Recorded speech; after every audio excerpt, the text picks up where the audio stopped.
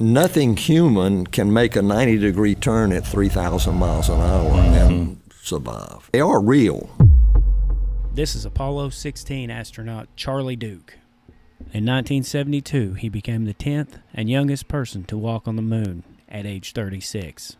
Duke conducted 3 excursions on the lunar surface, during which he and fellow astronaut John Young logged 20 hours and 15 minutes in extravehicular activities on the moon.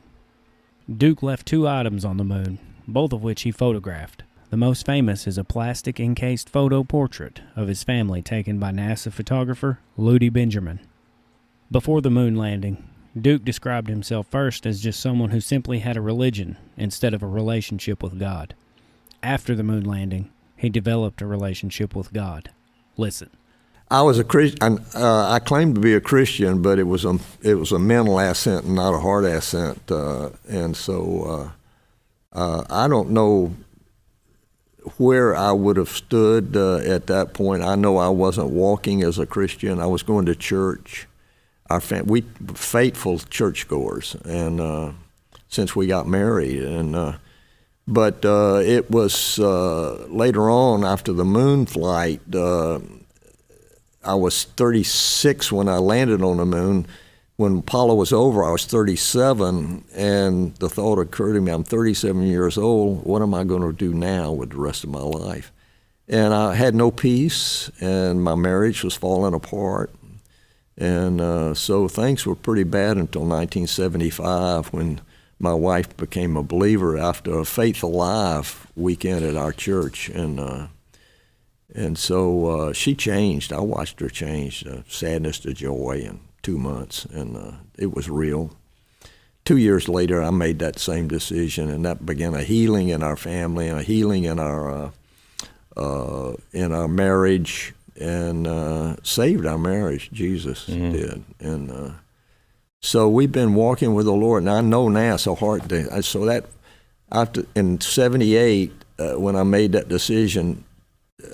And Jesus came from my mind to my heart, I experienced peace.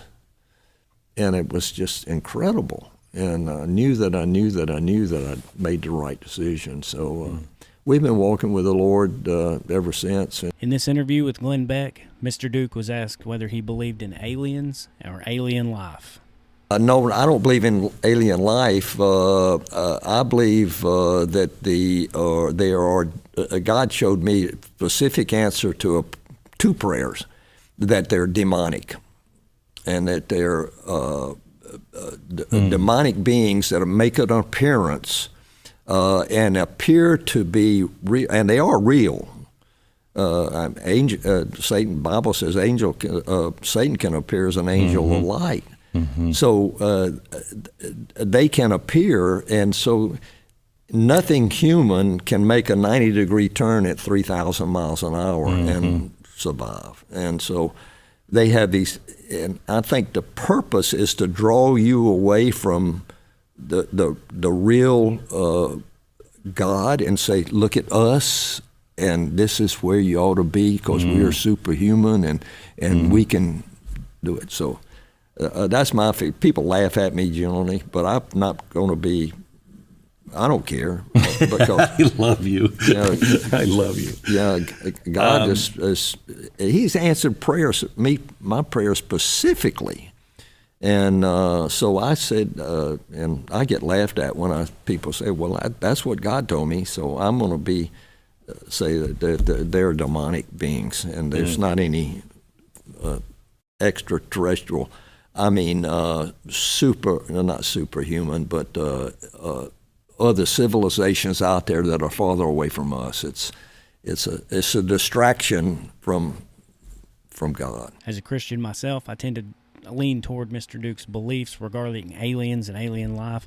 But after hearing Mr. Duke's testimony in this interview and his beliefs, I want to know what you think. Do you agree with Mr. Duke regarding aliens and alien life and UFOs? Why or why not? Also in the comments below, let me know, what are your thoughts regarding UFOs and aliens? I'm genuinely curious. Let me know. Hit that like button, hit that subscribe button, and I'll see you in the next video.